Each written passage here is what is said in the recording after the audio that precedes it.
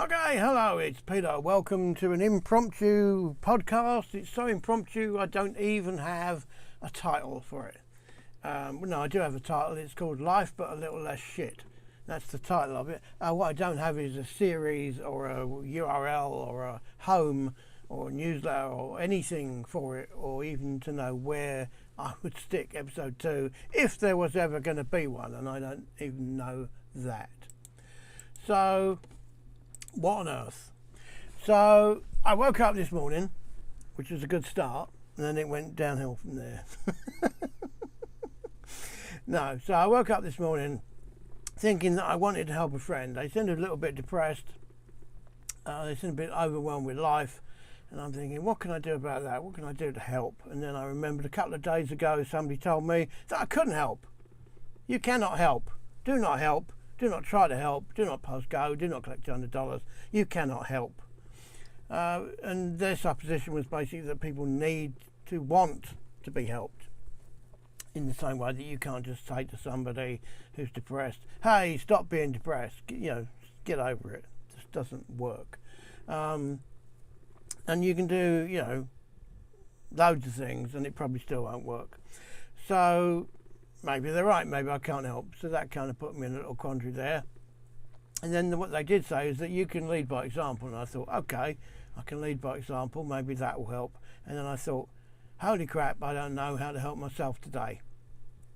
And then the day got weirder.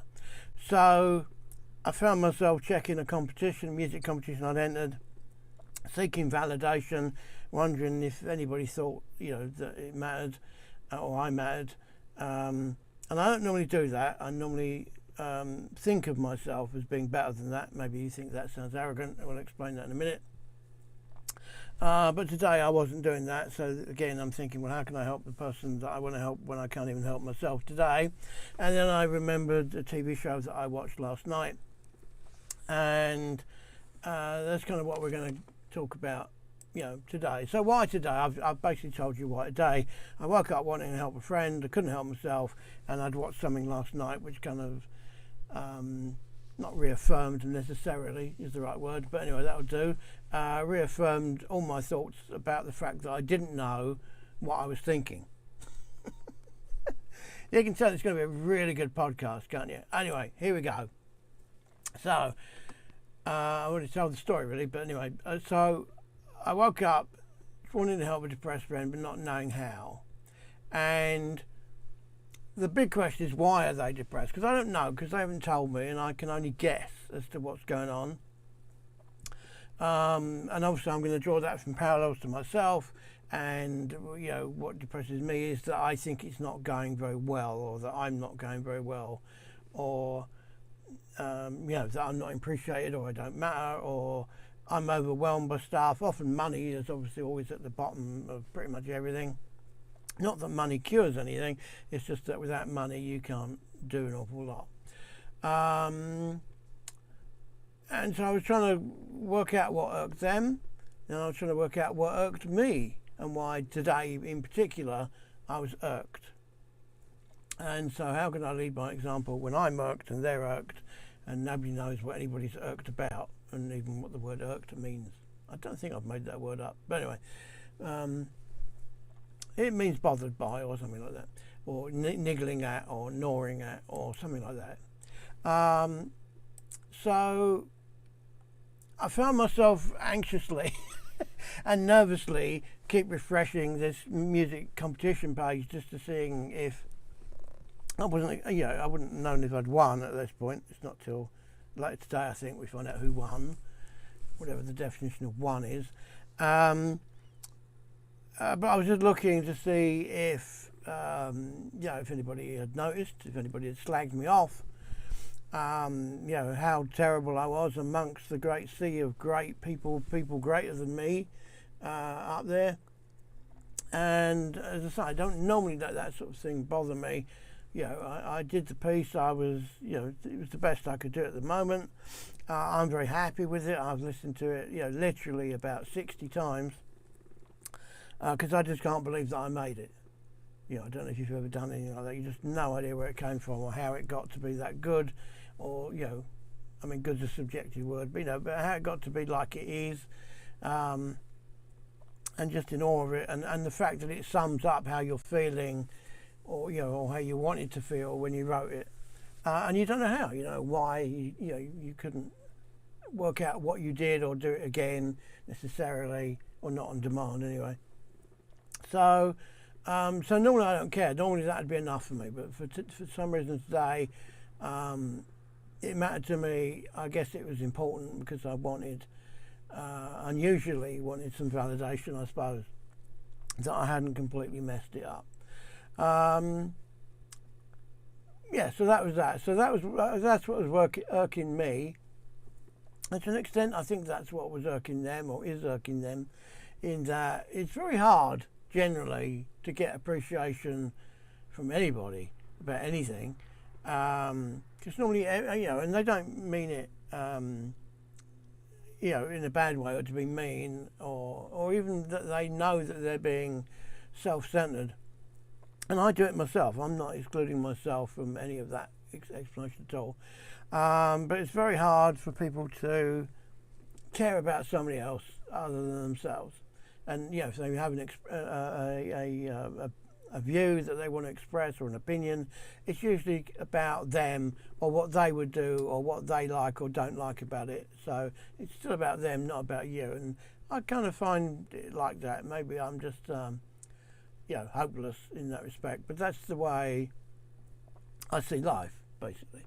So that's a major part of why I don't like to ever be in a position where I'm seeking validation, because I'm not expecting to get any. I normally don't get any, which completes my CBT loop there. And that probably puts me in a state where people don't expect to validate me, because I'm not looking like I need it. So, I'm getting what I'm asking for, basically. Anyway, that's all aside. Anyway, so I'm actually checking the thing, and I wanted to know, if I even mattered, if me being there was even a thing, let alone actually being not shit. I was certainly not expecting not to be shit. So that's that. And I did actually get 2 praises, I guess. They said they liked it. And that's pretty much all they said. There was no but or if or anything like that. And, before you get envious of my massive 2, potential fans, but at least they bothered to just say something, and they said that, and that was all they said, without any buts. It's only 2 out of 20,000 20,000 people up there who could have noticed and said something, but didn't. But obviously that's not the way it works, and I've got no right to expect, anybody, let alone the 2 that I did get, to notice that I existed. And not only did they not notice I existed, but they also didn't, I was going to say they didn't hate my thing, which is just a ridiculous, negative, self-talk thing to say, which is the sort of nonsense that I do that I need to not do. And if you do that, you need to not do that either. It's ridiculous, negative self-talk. They didn't not hate it, they said they liked it. Just take it on the heart and just accept it, me. I'm talking to myself here. Anyway, but to put it into proportion, just to make sure I don't big myself up at all, or take myself too seriously in any way, because I got a massive 2 people say that they liked it, there's 2 out of 20,000 people. Okay, so I'm absolutely nobody. Anyway, so there we go. Let's go. We got that out of the way. So, but thinking back, how can I possibly lead by example on today of all days? I don't know why I said it like that, on today of all days. It's not like my leg fell off, but I found myself seeking validation and not knowing how to help this person and being irked. So there we go. And really all days are like this. Again, maybe that's another negative self-talk to thing, self-pity party. Don't know what I'm doing there. But, my point is, I don't know why I was surprised or why I would let myself be surprised that I didn't know how to help somebody. Damn, that sounds depressing. Anyway, but what irks them and what irked me? Good questions. If we need to ask those sort of questions, why do we need to ask? Why are we being irked? If we're irked, we're irked. We could just think, I'm irked. I'll just get over that now then. Anyway, so as I say, I try not to get, not to seek validation. And this will sound very arrogant, but I don't think I mean it to be arrogant, but just the way I think about it is that I think of myself as a leader, not of anything or anyone in particular, but I know my own path. Maybe that sounds a less arrogant thing to say. I know vaguely where I want to go and how to get there, and I certainly know where I don't want to go, and I'm getting better at not going to the wrong place. So that's almost all I mean by leader. But to that extent, I'm a leader. I'm not a follower. I'm not looking for somebody else to tell me what to do or how to do it or who I should be or what I should and shouldn't do, and etc. So I'm my own leader. I should really say that actually. I'm my own leader. I don't mean I'm a leader of other people. But some people like that because they want to be led. And I get that. I understand that. It's a lot easier if you believe and trust in that other person to just follow their lead. In a crowd, if everybody was looking at the sky, I'm going to be there looking at the sky with everybody else. Exactly. Because that's what we do. We do follow the pack at least a little bit. I might turn away a little bit quicker than other people, I would hope, but maybe I wouldn't. Who knows? But anyway, so arrogant sounding leader. Really, I'm my own leader. I know vaguely know my own path. And so, on that basis, I'm not looking to follow people. I'm not looking for examples.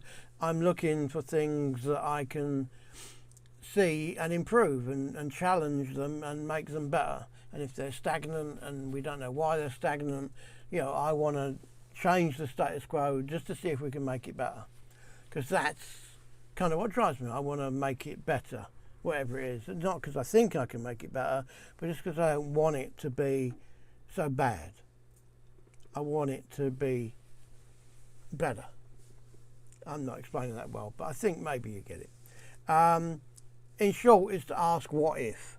Okay, I'm the what if guy. Okay, so blah blah and blah and blah and blah, and I go, but what if I'm that guy? Okay, and we need some of those guys because otherwise we would never ask what if, and then nothing would ever change. And things are not like that. Life is not like that. Things do not never ever change. In every decade, something quite fundamental has changed. Let alone the people as well, and the people themselves have changed. Some die, some get born, some wake up, whatever. So anyway, last night I watched a TV show. That's exciting, isn't it? Wow. What a brilliant podcast this is. Anyway, but it was Gotham Knights. I only just got around to watching it. I don't know how long when it actually came out. I'm usually behind the curve. I've only just started to watch The Mandalorian.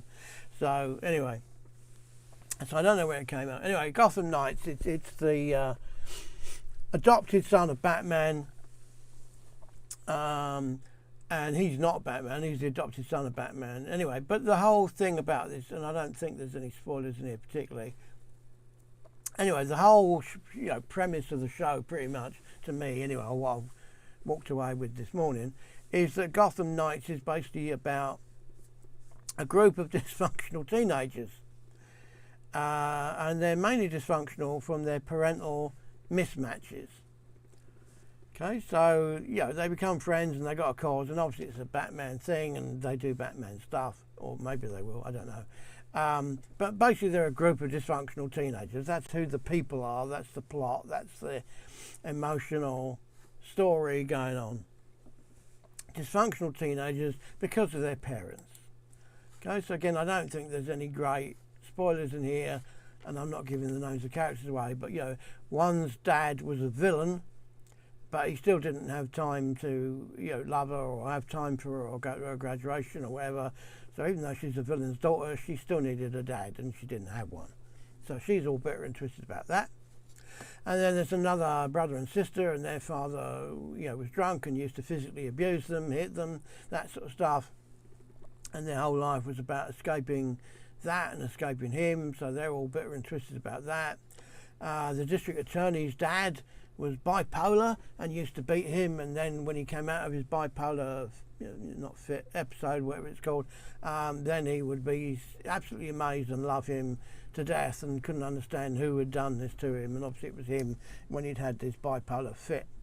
So his dad was a bit of a thing as well, and then now he's becoming his dad in that he's going a bit bipolar. And we don't know what he's doing, and I can't tell you what he's doing because that would be a plot spoiler. But anyway, he's doing some stuff which we don't know about yet. Anyway, and the rich girl is super clever. Her mum is an addict, and she's on booze and pills, and she's a lush, and she embarrasses her, and her whole life is about I don't know which way round it is, but anyway, I can't even work out which way it is. It's either she's embarrassed of her mum, or she doesn't think that she's enough and her mum's like that because of her, or she's messed up because she can't help her mum, or she's messed up because she's worried about becoming her mum, or you take your pick. I don't know which it is. Go watch it and work it out. All the episodes aren't out yet, so we probably may not know. We may never know. Maybe it'll be a secret. Anyway, and the adopted Batboy, the son of Batman, adopted son of Batman, well, he's all screwed up because Batman never told him he was Batman. So now he's thinking, why on earth wouldn't my dad tell me something this fundamental? He must really not have liked me. So he's all screwed up about that. And then Robin, who's a girl in this version of Batman, has no dad. Don't know where her dad is, but she's got no dad. So it's just her and her mum. She's actually, a superhero. She's the Robin of Batman. But basically she aches that, that Batman was not her dad because she doesn't have a dad, and Batman was like a dad to her in the sense that she was the sidekick of the superhero. So anyway, it's all a bit messy. This is just my pathetic interpretation of what's going on. And then there's this whole thing where Batboy is jealous of Batgirl because she was the superhero that her dad, who never told him that he was Batman, she became the sidekick, and she wanted to be the sidekick, and she's jealous of him because he had the dad that she always wanted. So everybody's screwed up. Everybody's got issues with their parents, and it's this huge seen by saying ping pong pity party. There's an expression for you. That's a sentence you don't hear often. I'm going to say it again. A ping pong pity party going on, scene to scene, where A's cut up about their dad and B's cut up about their dad, and then it shifts to C, who's cut up about their dad or mum or whatever, and it's just all round and round, and everybody's taking life lessons and parallels and inspiration and hate and everything from the fact that the other person also has parental issues.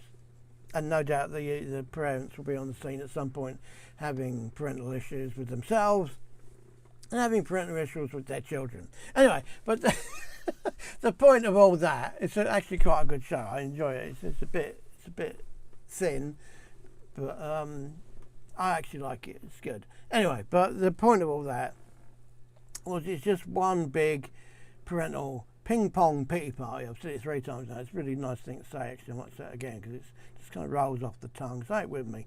Ping pong pity party. It's all P's. It's great, isn't it? Ping pong pity party.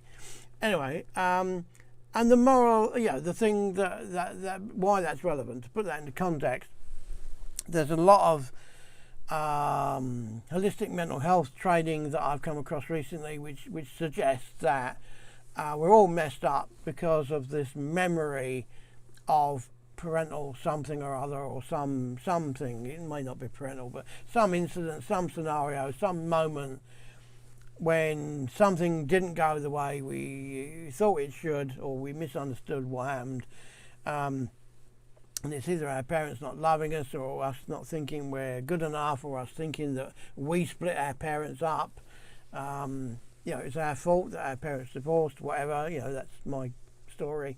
All because of this moment. And usually the moment is, not necessarily even true.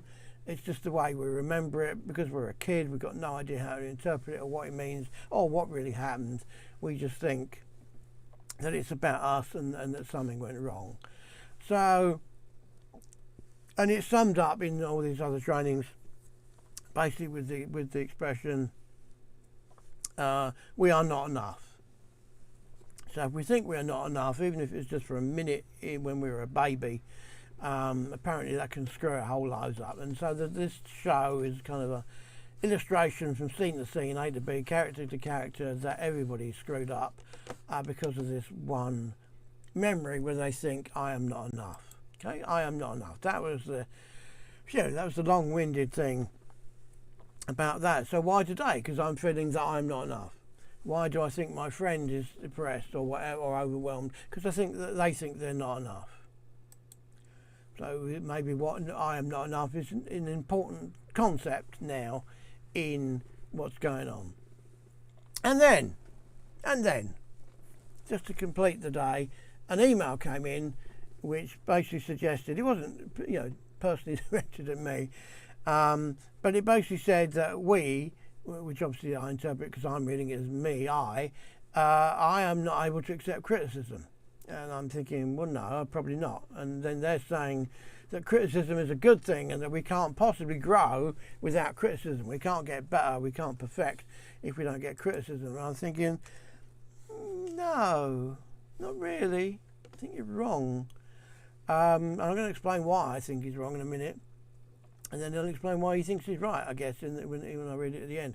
Because I'm not sure about that. Because I'm thinking, does growth, or getting better at stuff, or perfecting it, or just improving, really rely on criticism? Because what is criticism? Okay, I said it wrong deliberately. I know it's pronounced criticism, but I said it as criticism just to prove the point that we're talking about that. And where does criticism fit in with self-love? And come to that, what even is self-love? Because I don't think I even know the definition really of self-love, or maybe it's got something to do with confidence. And what does any of that have to do with surpassing the status quo, creating new trends, being innovative and creating variety in life? Because if people are just going to criticise you, it's because they don't like your version compared to theirs, or compared to their idea of theirs, or compared to their standard, or just compared to what they like and what they don't like, and what they would do and what they would not do. And really that's criticism. Really, it's I don't like that. It's not really. It's usually I always get this the wrong way around. It's usually subjective and not objective. Okay, criticism is usually subjective. It's not usually to a global standard, and even if it is to a global standard, who made that global standard and who says the world's right? If you're an alien from Mars, maybe their global standards don't apply to you anyway. So who knows? It's all very rocky road here, I think. Anyway, but through my whole life, I've basically found that validation sucks, because as I said at the beginning, I don't get it. I don't receive it. I don't ask for it, so I don't get it, and I don't want it because I try not to let it matter to me, because it doesn't help me. Okay, it honestly does not help me. That's the main reason that I don't want it, is because it doesn't help me. Because if I get it, I don't believe it. It's a fake compliment.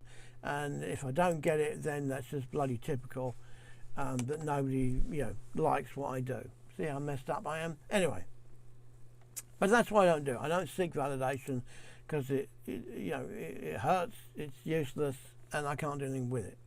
And maybe this validation comes from this childhood issues of I'm not enough, according to these people, and to the whole show, which is about I am not enough. My daddy, mummy doesn't love me, whatever. And so we've got millions of inadequate people coming from a misinterpreted childhood memory, possibly. And so where's their self-love? Where is their self-love when all that's happening? And why do you need validation if you have self-love? Let me pause, because that's an important point. Why do we need validation if we have self-love? Do we need self-love? What is self-love? Don't know. That'll be another podcast, probably not by me. So who knows? Anyway, but so this guy in the email said that we needed to be, have criticism, because that's how we would get better. That's how we would grow, how we would become more perfect. But really, in my opinion, criticism is really just one view. It's somebody saying they don't like it by some standard or something, either that's not the way they would do it, or not the way they think it should be done, or just for some reason they don't like it. And usually that's criticism. So then we could say, well, what about constructive criticism? And again, I don't think, obviously that's better, but I don't think constructive criticism is still the thing. Constructive feedback, I know it's a very semantic difference in words, but I think that's different. Because when you criticize something, you're saying, I don't like it. When you're giving feedback, you're probably saying, I don't like it because, or I think it could be different because, or have you thought about doing this as an option? You're giving options, or comparing it to other things that maybe they haven't thought about, or taking it in new directions which might help make it different. But again, it's about being different. It's not really is it right or wrong, because I think who are you, who am I to decide that? We know what we like, we know what you and I do and don't like, but that's again just us. It's only our opinion, and really often to me that's what criticism is. It's my opinion. So what I really think is that feedback, or good feedback, which I'm going to call feedback, constructive feedback, not constructive criticism, just because I'm going to be semantic about it, is because feedback would be when somebody tries to share something with us. And that thing that they share with us could and should, and it would be great very much if it was, what they enjoyed about it. Because was it one of those, that's a moment I'll never get back in my entire life kind of moment where they hate you for wasting their life, or did they get some sort of enjoyment out of it, or some sort of benefit, or did it even just make them question and seek something different just because they realised that they didn't like that? Because it's still useful, constructive sometimes. Obviously it's a pain in the neck if it happens all the time, but every experience can lead to another experience. So in theory, to a degree, small degree, every experience is useful. Okay, not all the time, but occasionally every experience is useful. And so when we get feedback, we're basically saying, can I share this with you? What did you think of it? What did you, what's your feedback from that? What can you share back with me about what I just shared with you? And to me, that's useful. That's strength. That could lead to perfection, or getting better, or to a shared experience. Because again, who knows if it's better or worse or whatever, but at least it's an experience we can share together. And in a lot of ways, teaching or being taught or showing somebody by example, where we came in, is a part of that useful feedback. Okay, and I think that's much better than criticism.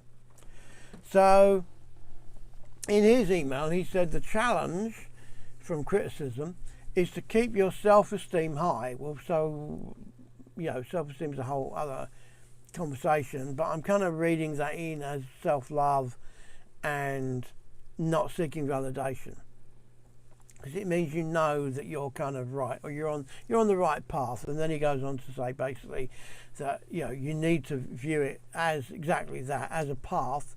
And so it's not about being criticized for what you are today or what you've done today.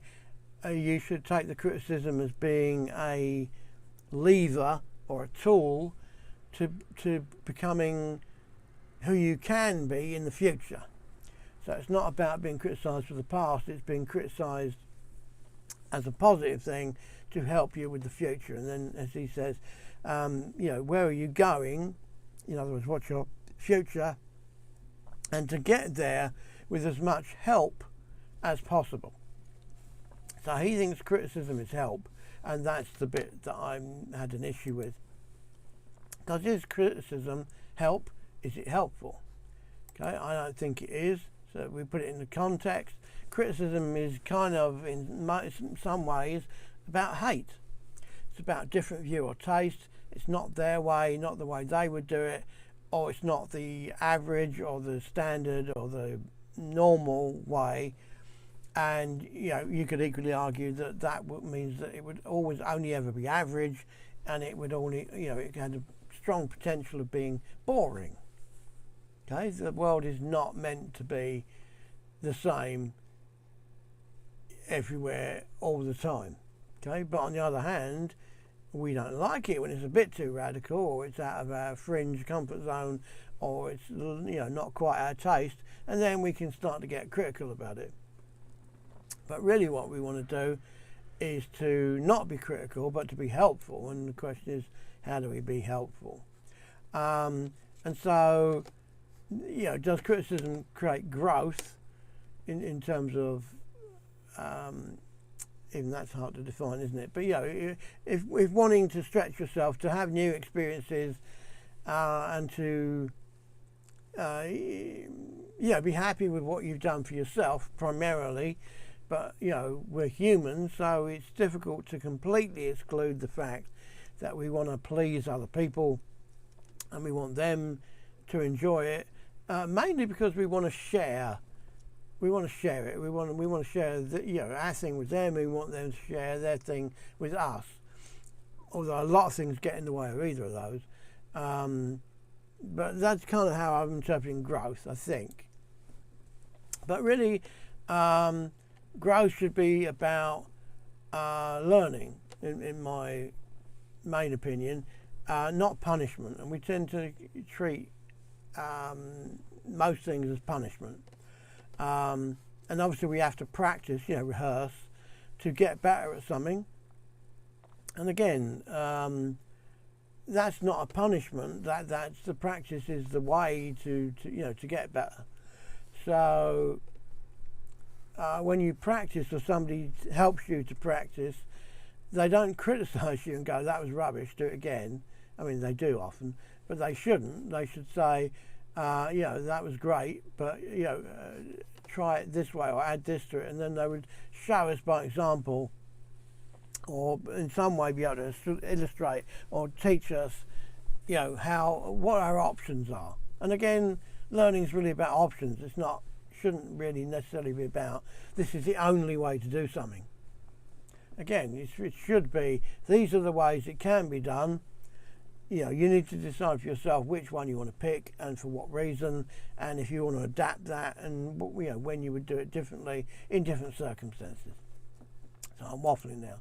But anyway, so learning by example, being shown, being taught, having things explained to us, they're probably useful. Criticism, not so much. So that's why I challenge this thing about we need to be criticised. I don't think we do. We need to be, we need to learn. We need to be shown. We need to be taught. We need to be explained. We need people to share their experiences of our experience. Wow, that's wordy. Let's just gloss over that. But I can't put that into words very well. Anyway, so learning by example. I don't think it is criticism.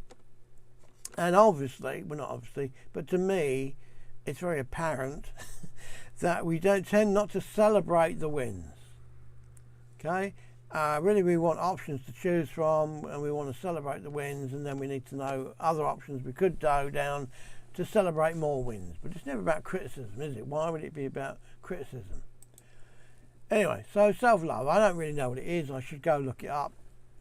I don't really understand it as a concept. I'm starting to think it's about celebrating the wins. And how do we celebrate the wins? Well, we turn up and we then appreciate the progress that we've made so far, and the fact that we've managed to do anything at all.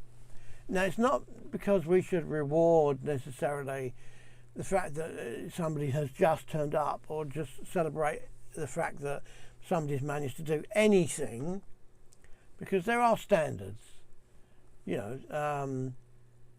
People can have their personal best, and that's great, and I presume we should definitely encourage them for their personal best, but there is a standard, and we want people to go over those lines, and then they're going to have their own personal bests, and then maybe for themselves they want to exceed that personal best as well.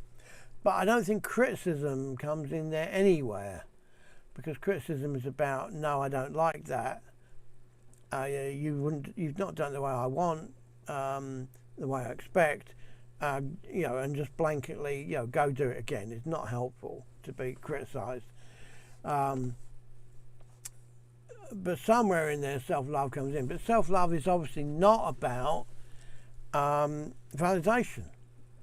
If you need validation, you're not giving yourself enough self-love, in my opinion. Which is only my opinion. But we have the notion that a good character trait, generally, whether people can do it or not, whether they practice it or not, the notion is that we should love our children unconditionally. Okay, because they're children. We're responsible for helping them. They can't help themselves, and no matter what they do, we should, understand and help them and do what we can, but not judge them, but help them. And if we have a child with, autism or something like that, and we understand that there's a reason why they can't help themselves, then that notion is even stronger. Nobody would, publicly admit that they wanted to criticize an autistic child for not doing something in the way that a non-autistic child would do. Okay, not publicly, and hopefully not subconsciously. But I'm not necessarily convinced about that. We do judge everything by our own standard. So anyway, let's not go down that rabbit hole. But we have the notion that we should love our children unconditionally, yet we won't love ourselves unconditionally, and we certainly won't love others unconditionally.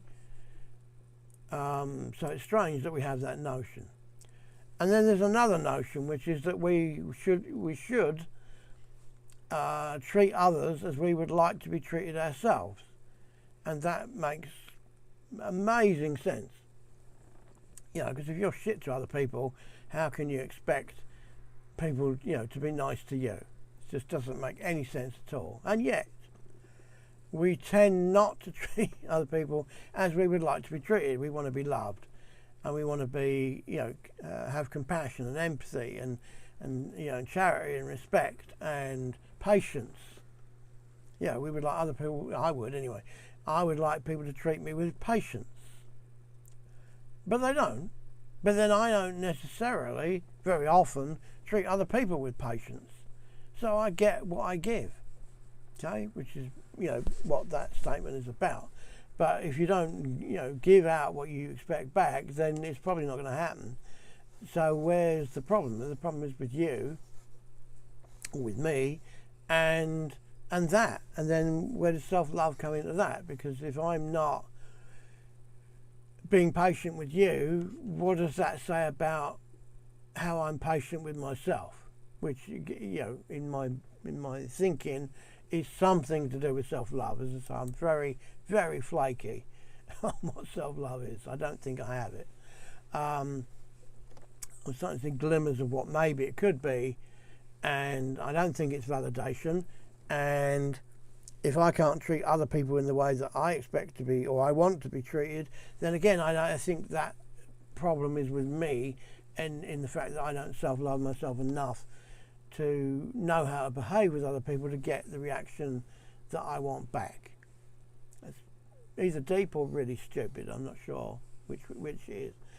Anyway, so the point is, if we went to the extreme of being critical, where we get to the stage where, they hated it so much, that they hate you for wasting a minute of their life, we're basically saying we get to the point where it's so critical, you can say, I really didn't appreciate you existing on planet Earth at all. I'd like you to go away and die. And I never want to see that or you again. And so that's the extreme of criticism, because there's nothing in there where there's anything to do with sharing or learning or feedback. And obviously not, constructive criticism, but I just think the whole concept of criticism, whether we try and slip the word constructive in there or not, it's just not a winner for me. But that's the extreme of criticism, where it's so extreme that I'd rather you hadn't done it and that you didn't exist. And I don't think that's good. And that's totally about, that's more at the punishment end of the thing, of the spectrum, than at the praise end of the spectrum. I'm not expecting that people should praise us for everything, or that they even deserve that to happen, or that I deserve that to happen. And I don't want to go around with a super positivity wig on and pretend that I should praise everything either. It's the complete, it's too far the other way, basically. But I don't think we give enough. If we just step back from praise, if we step back a mile and we just say, if we were more patient with other people, if we were more appreciative of other people, if we were more respected, I can't say that word, of other people, then that's more what I am imagining. Okay, and again, we can do it when, when we see nature, we can see a leaf or the sun or the sky, or think of God or something much bigger than ourselves, and we can go, wow, for a leaf.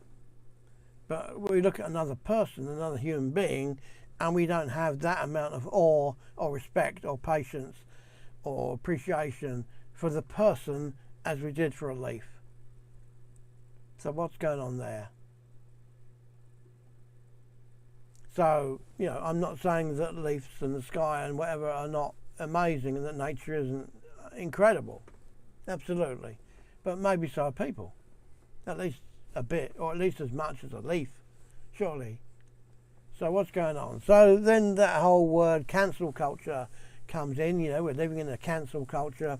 Again, it's another word I don't understand. I haven't looked it up. I don't try and worry about it.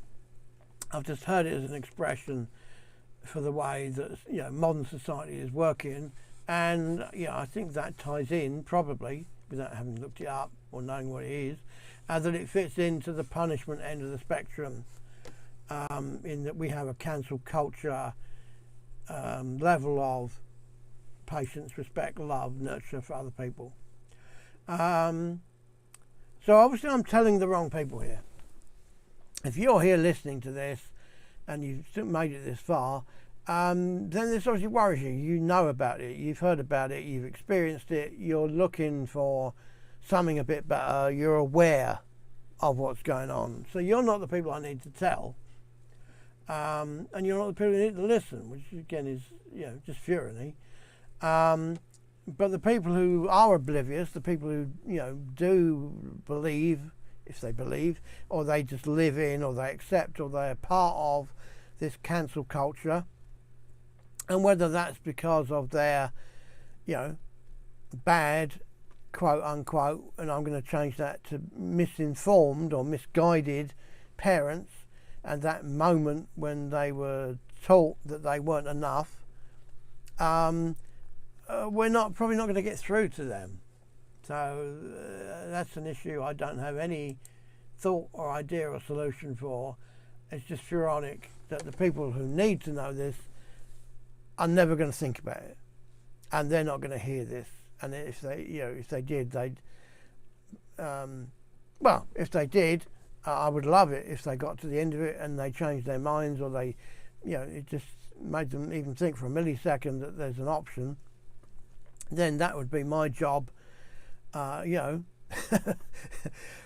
using the word that I don't want to use, I would be validated. My job would be validated. But I don't think that'll happen. And as I say, it's not you I'm trying to convince. It's probably me that I'm trying to convince, in that I'm trying to be more like this utopian view that I've just presented you of this world than I'm capable of.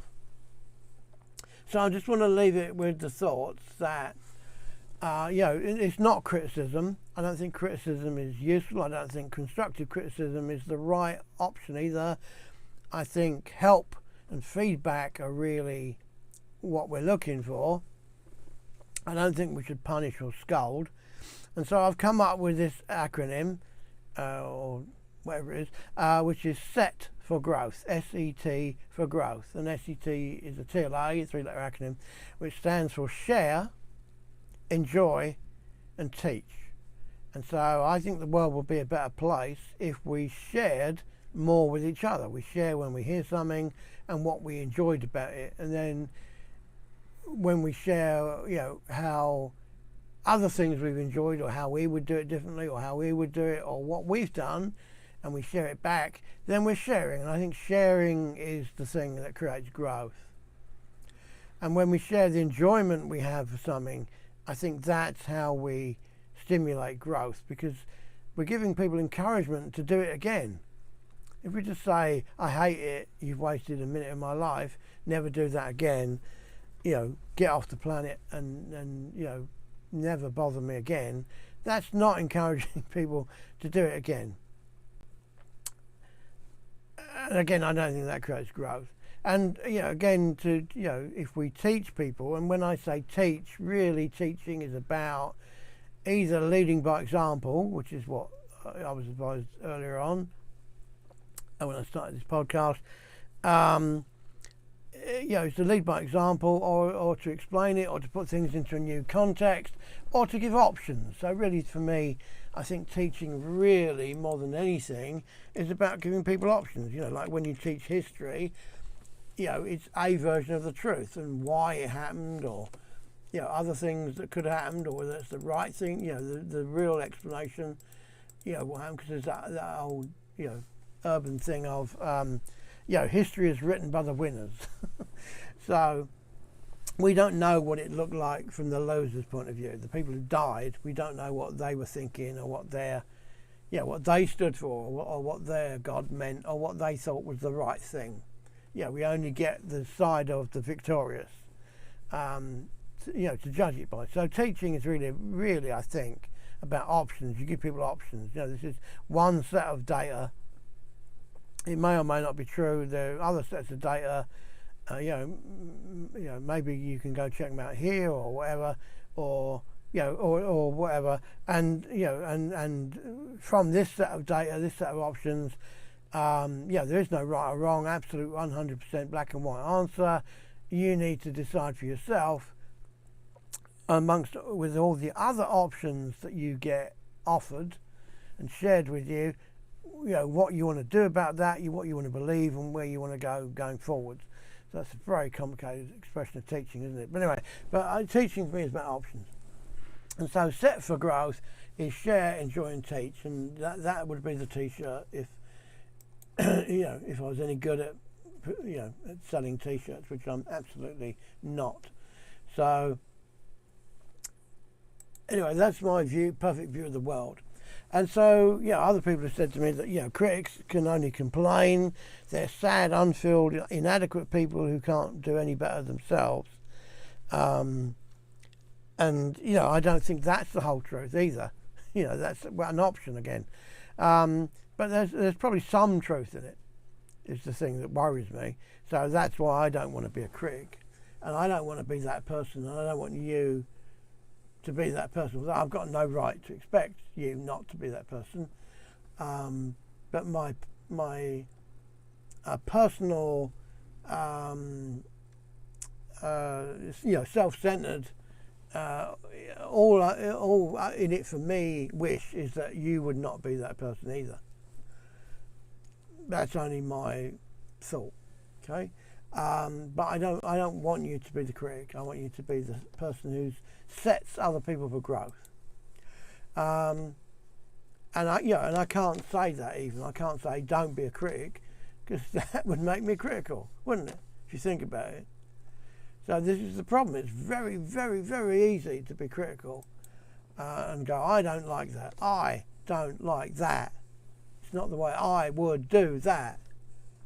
Okay, it's not my, the way of the world that I've been taught. That's not the standard, the status quo, the de facto that I've been led to believe. So I'm going to dismiss it and hate it and think that you're wasting my life for telling me something else. Very easy to go down that rabbit hole, isn't it? That's the problem. So are we set for growth? I don't know if we are. But imagine a world if critics could show by a better example rather than complain or criticise or just say, I don't like it, it's not the way I would do it, that's not my belief, what I've been led to believe. If critics didn't do that, if they could show with a better example, how different would the world be? And would we have, much fewer millions, and it's just crazy that the figure's in the millions, of screwed up people, like the kids in Gotham or in your town, who are just think that they are not enough because of something, maybe their parental issue or some other scenario or something. So we didn't have the critics reinforcing all their stuff, and they led by a better example all the time. I do use the set method, but even if we can't get that far, sorry, I'm coughing now. If we were set for growth, so we're almost done now. But where does that leave self-love? Where does that leave validation? Where does set fit in with all of that? I don't know if I have an answer. Not one that I want to, keep talking about. Let's go back. What irked my friend? What irked me? And then I wondered, why am I irked? Is it just that I am not grateful enough? I'm one of those people who tend not to be grateful until something's taken away from me. I tend not to be in a constant state of appreciating, what's going on, how fortunate I absolutely am right now. And this isn't, I don't want this to be about being grateful, but I'm just going to take 20 seconds to tell you all the things that I should be grateful about on a daily basis that I'm not, to be honest. And health, and just simple things like I take my sight and my hearing for granted. If I actually lost my sight or my hearing, I would be devastated. But I can't appreciate that right now because I have my sight and my hearing. And that's crazy. I don't like myself for that. And I don't know what to do about that.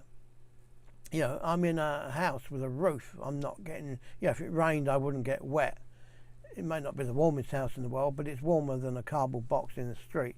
And I don't have to live in a cardboard box in the street and get attacked by drunks and whatever. So I should be very, very grateful on a daily basis. In fact, I can even drink clean water. Half the world, maybe, whatever the percentage is, don't even have clean drinking water every day. Crazy stuff. And yet I can drink coffee. I get to drink coffee. What the hell's the matter with me? Health supplements, right? I can groan when they taste horrible and I shouldn't have to take them and I'm, creaking and groaning and getting old. I get to have them. Anyway, I can go on and on like that, and my, the whole body pain, the fact that I'm not paralysed, the fact that, today or this minute, my arm or my neck or my hip or my back doesn't ache. I can sit in the chair at the second doing this podcast and I'm not in excruciating pain. Again, if I was, then I would appreciate it. But at the moment, I have a job being grateful. I'm not in a war-worn country.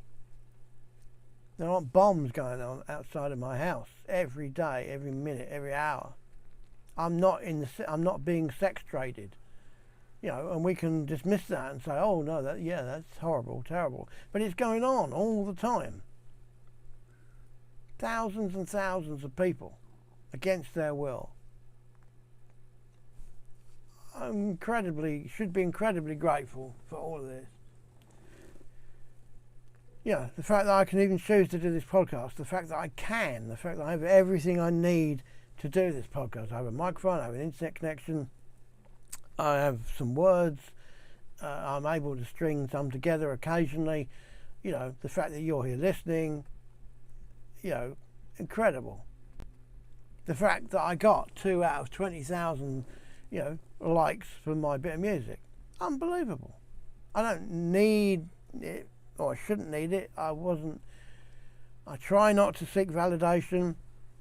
Today I needed it. I got it. I got my 2, likes. My little, social media serotonin hit, whatever it is. I try to live bigger than that. I try not to need self-validation. I try not to need validation, because I self-validate, which I think is as close to self-love as I've learned to get so far. Anyway, so, we can go on. So, but I'm not a naturally grateful person because I don't remember, because I'm taking it for granted. And really that's the epitome of not being grateful, and I'm not proud about that or happy about that or anything. So what irks us?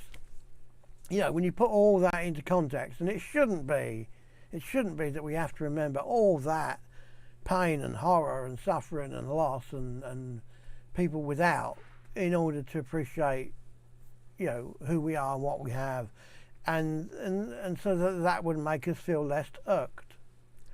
But, but there's the magic word, but.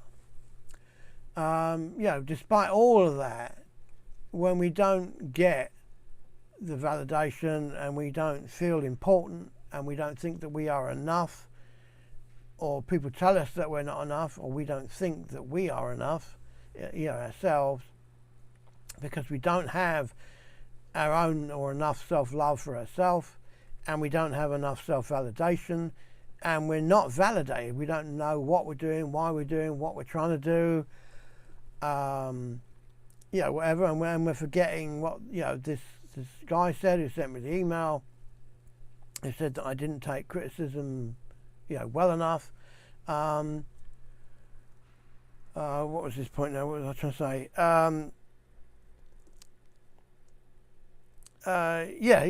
So he said that, it's not about where you are today, it's about where you're going, and about using any help you can get in order to get where you're going. So it didn't matter if people criticise you for the past. This is what I read into it. It doesn't matter what people criticise you for in the past, and a minute ago is the past. Okay, that's the crazy thing. It's about moving forward, going forward, what you can do to move forward, and any help you can do to that. Now, he used the word criticism. I got a real issue, obviously, because I've been waffling for like an hour or something, I don't know how long it is, about the word criticism and how it doesn't sit with me. So he used the word criticism. That doesn't sit with me. But to that extent, his thought about taking all the help you can get to move forward is a very valid one. I just don't think it's criticism or should be called criticism. And also in that, somewhere in that is self-love. Somewhere in that is validation. Somewhere in that is self-validation, and somewhere in that is this concept of I am not enough, which is just crazy thing, and that there are millions of people out there who might be thinking that they are not enough, and that's what irks them. That they're irked just by the thought that they are not enough. The fact that they haven't been shown enough love, appreciation. If we even dial that back, we go, they haven't been shown enough patience. That they haven't been told what they do enjoy about them being there, or what they've done or created, or what they do for other people. They never get thanks. That could be what irks us. And we're so fragile. I'm so fragile. Maybe you're not. I'm so fragile that could irk me. Even though I'm the one who, I've forgotten the word for that now, is, trying not to seek validation. Even though when I don't know what self-love is, I am trying to believe in myself, which might be a loose definition of self-love. I really need to go, look it up. Anyway, so that's it. So what have I said? Nothing really. I'm just saying that in my ideal world, we would all be set for growth. S-E-T, share each other, enjoy each other, teach each other. And remember, by teaching, I mainly mean, showing by example, informing people of options, really giving themselves options. For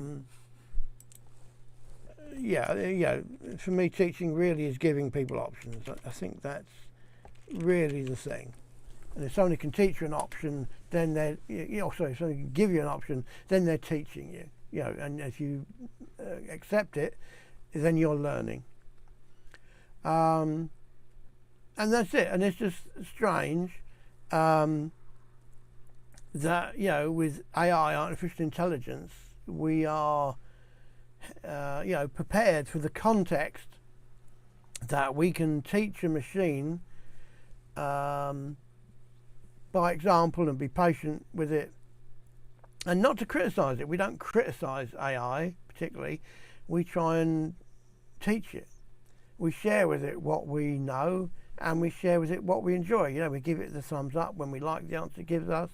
Maybe we shouldn't give it the thumbs down when we don't like what it gives us, because that's criticism. But the button's there. But if we could share what we think is a better answer, or the answer we like, or another option, because again, all of this is really just options. I'm not sure anything is black and white. Everything seems to be shades of grey. Anyway, if we could do all that, let me phrase that. We're prepared to do that for AI. We live the set lifestyle for AI, but we can't do that for other humans. It's like we can notice the beauty in a leaf, but we can't notice the beauty in another human. Anyway, that's it. That's all I had to say. I don't know what I said, but I hope you liked it. And let me know. And if you have any great tips about self-love, then definitely, let me know that. As I say, I'm only using the Fruit of AI banner because I don't have a show name or place or home for this kind of thought. I don't know how many times, if ever, I'll have this thought again. So this is where it is for now. I'm sorry if that's confusing, but I just wanted to do this because I wanted to help a friend. I don't think I can. I don't think I have. But I made this podcast and I'm going to play it to them. I don't know if they'll listen. I don't know if they'll get anything out of what I've said. All I could do was try and show by example on a day, of all days, and I don't know where I got that name from, when I couldn't do it myself. That's it. See you then. Bye bye for now.